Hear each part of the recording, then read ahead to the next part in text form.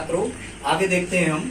ये टाइप 5 है, decimal multiplication series. मतलब हमें गुणा श्रृंखला में भी ये देखना होता है कि ऐसा तो नहीं है कि 0.5, 1, 1.5, 2.5 या ऐसे बढ़ते क्रम में या ऐसे घटते क्रम में गुणा तो नहीं हो रहा। और ये कैसे पकड़ते हैं, इसमें भी आपको यही देखना है कि जैसे यहाँ 40 से शुरू किया और 4 टर्म के बाद एकदम अचानक से मान 625, जहां अचानक से मान बढ़ जाते हैं वहां निश्चित रूप से गुणा श्रृंखला ही होती है। ऐसा करके कई बार कई प्रकार से लॉजिक लगा के हमें सोचना होता है, फिर जाके हम सही पैटर्न पे आते हैं। तो देखते हैं, जैसे यहाँ हम 40 से 100 कैसे पहुंच सकते। तो 40 से 100 पहुंचने में या तो 60 जोड़ेंगे, या पर जोड़ने में तो हमें ऐसा नहीं लगता कि आंसर आ जाए, तो हम गुणा करके देखेंगे। पर आपका मैथमेटिकल कैलकुलेशन बहुत अच्छा होना चाहिए, तब आप ये सब तय कर पाते हो। जैसे हमें पता है कि 40 में यदि 2.5 का गुणा करें तो 100 आ जाता, करना 25 चौको 100, ये 100। अब 100 से 250 कैसे आ गए, तो यहाँ भी 100 में आप 2.5 का गुणा करें तो 250। 250 से 625 कैसे आ गए, यहाँ भी आप करके देखना। 2.5 का 25, 25 हम 600, 10 से 10 कट गए, यहाँ भी 625।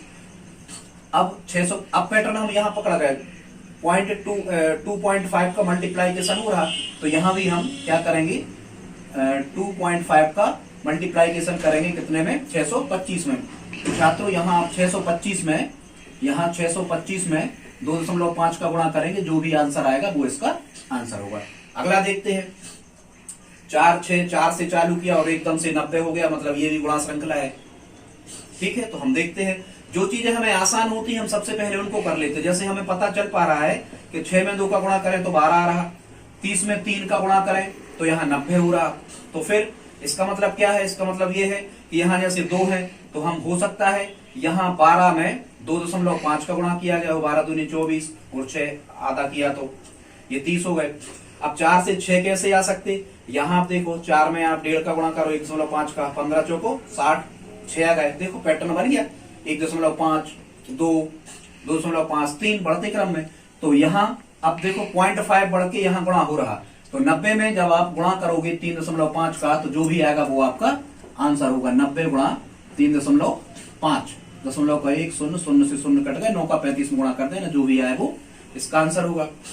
अगला छात्र तीसरा ये देखते हैं, यहां भी देखो 9 से 18 कैसे हो गए, 2 का गुणा किया, तो फिर जब 9 दूनी 18 हो गए तो 6 से 9 अपन कहते हैं ना 6 डेढ़ 9, यदि 6 में आप 1.5 का गुणा करो मतलब 1.5 का, ये 15 छक्का 90, 9.0 मतलब 9। तो देखो 1.52, तो निश्चित रूप से यहाँ मल्टीप्लाइकेशन 2.5 हो रहा होगा, और यहाँ मल्टीप्लाइकेशन हो रहा होगा कितने का, 3 का। करके देख लो कि 5 15, 5 1 3 12 और 13। यहाँ पैटर्न पकड़ गया 1.5 का, 2 का, 2.5 का, 3 का, तो यहाँ 135 में कितने का गुणा हो रहा होगा, 3.5 का, जो भी आएगा वो आपका आंसर होगा।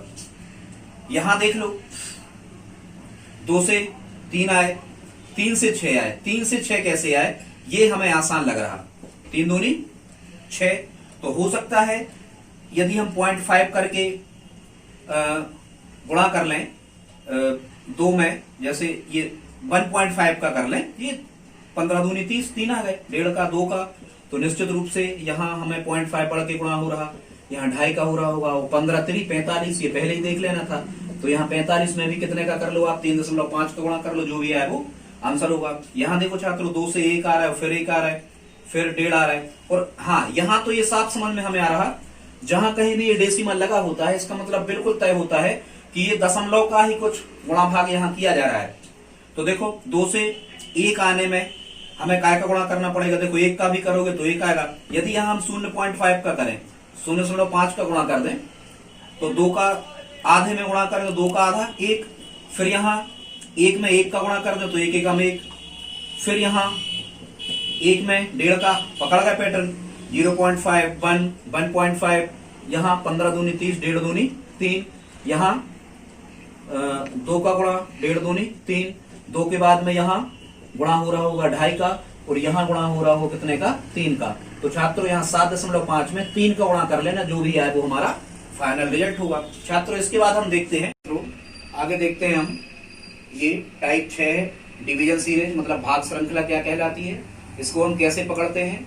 हमें ध्यान रखना है, भाग सीरीज जो है इसको पकड़ने का जो लॉजिक होता है वो ये होता है कि यहाँ जैसे हमने 4500 से चालू किया और 3-4 ही टर्म के बाद मान 36 पे पहुंच गया, मतलब यदि अचानक से मान में कमी हो रही है, ध्यान रखना, यदि अचानक से मान में कमी हो रही है तो निश्चित रूप से वो भाग श्रृंखला होगी। देखो 6000 से चालू किया 50 पे पहुंचे, 15000 से चालू किया 18 पे पहुंचे।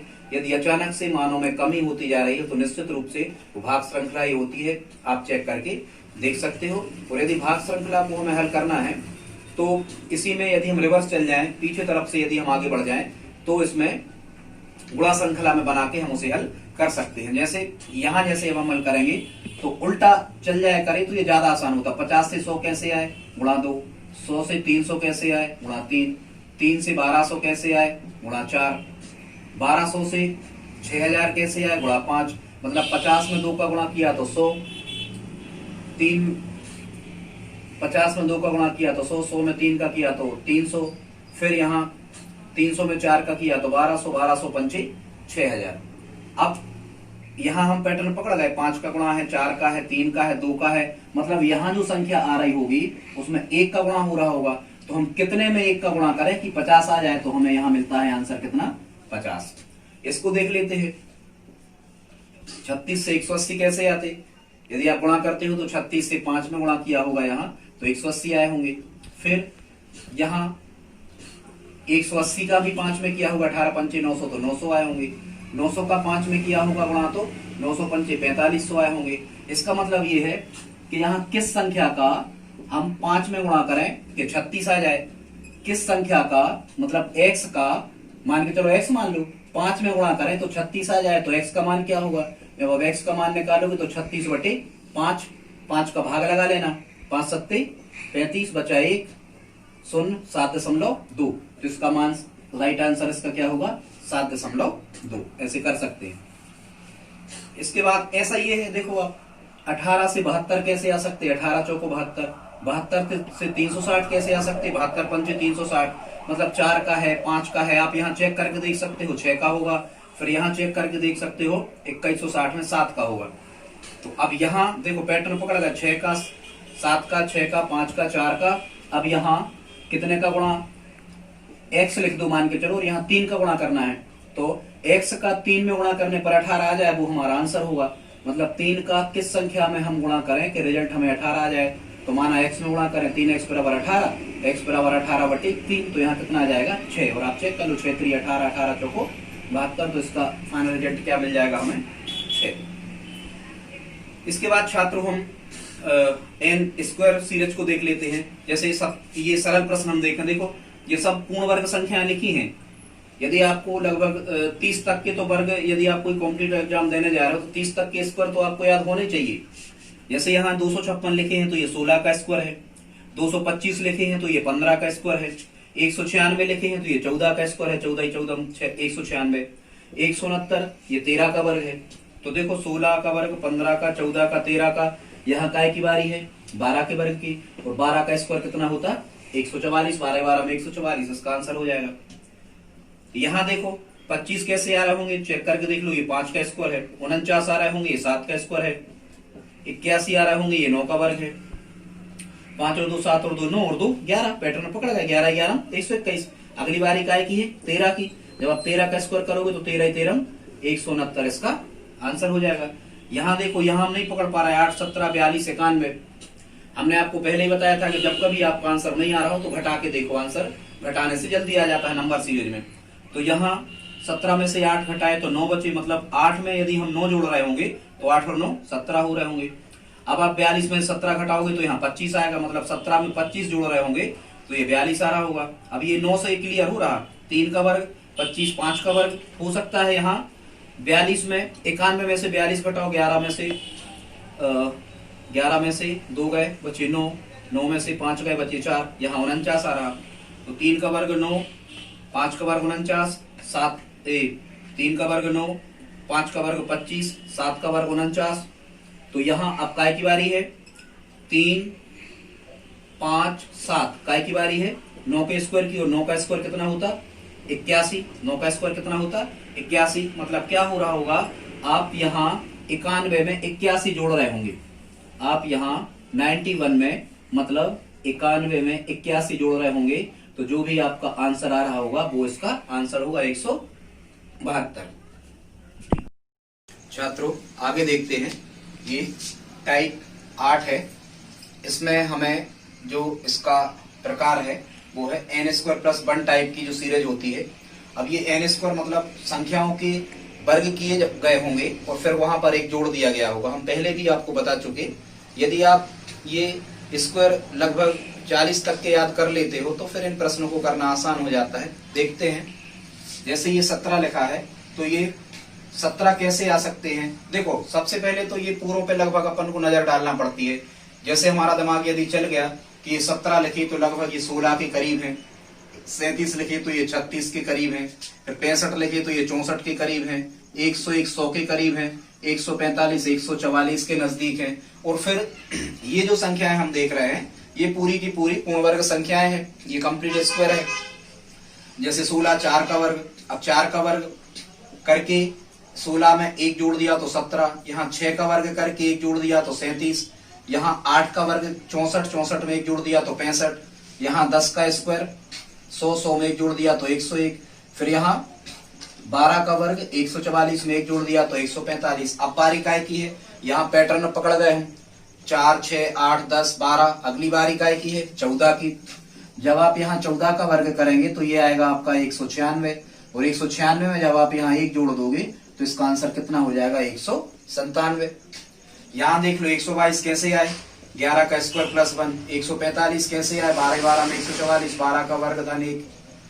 यहाँ 11 है, यहाँ 12 तो यहाँ 13 आएंगे, 13 13 में 169 और 170। अब यहाँ अज्ञात पद रख दिया उन्होंने तो 11 12 13 बारी काय की है 14 की। 14 का वर्ग धन 1, 14 14 196, 196 और 1 यहाँ कितना आ रहा होगा 197, इसका आंसर हो जाएगा। यहाँ देखो 15 का वर्ग 225 और 1 जोड़ दिए तो 226 हो गए। इसी प्रकार से यहाँ देखो 3 का वर्ग धन 1 10, 4 का वर्ग 16 और 1 17, 5 का वर्ग 25 और 1 26, 6 का वर्ग 7 का वर्ग। अगली बार इकाई की है 8 का वर्ग धन 1, तो 8 का वर्ग कितना होता है 64, 64 में 1 जोड़ दिया तो यहाँ कितना आ गया 65, इसका आंसर होगा।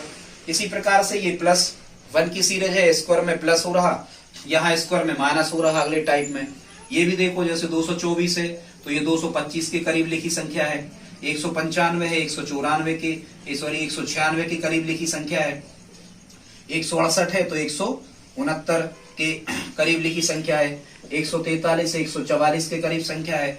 अब आप देखते हो यहाँ पे कि 225, 15 का वर्ग कितना होता 225 से 1 कम हो गए, यहाँ 15 का स्क्वायर में 1 कम हो रहा है, यहाँ 14 के स्क्वायर में 1 कम हो रहा है, यहाँ 13 के स्क्वायर में 1 कम हो रहा है, यहाँ 12 के स्क्वायर में 1 कम हो रहा है। तो अगली बार इकाई की है 11 के वर्ग में 1 कम होंगे, तो 11 का वर्ग कितना होता 121, 11 11 में 121, 121 में से 1 कम हुए तो यहाँ आंसर कितना आ जाएगा 120। इसी प्रकार देखो 3, 2 का वर्ग और 1 घटा दो, 2 का वर्ग 4, 4 में से 1 घटे कितना आ गया 3 आ गया। यहाँ 8 लिखे, आप 3 के वर्ग में से 1 घटा दो, 3 का वर्ग 9 में से 1 गए 8, 4 का वर्ग ऋण 1, 4 चौको 16 में से 1 गए 15, 5 का वर्ग ऋण 1, 6 का वर्ग ऋण 1। अगली बार इकाई की है 7 का वर्ग ऋण 1, तो 7 का वर्ग कितना होता 49, और 49 में से 1 घटाया तो कितना मिल गया 48। इसको छात्र आप स्वयं हल करना।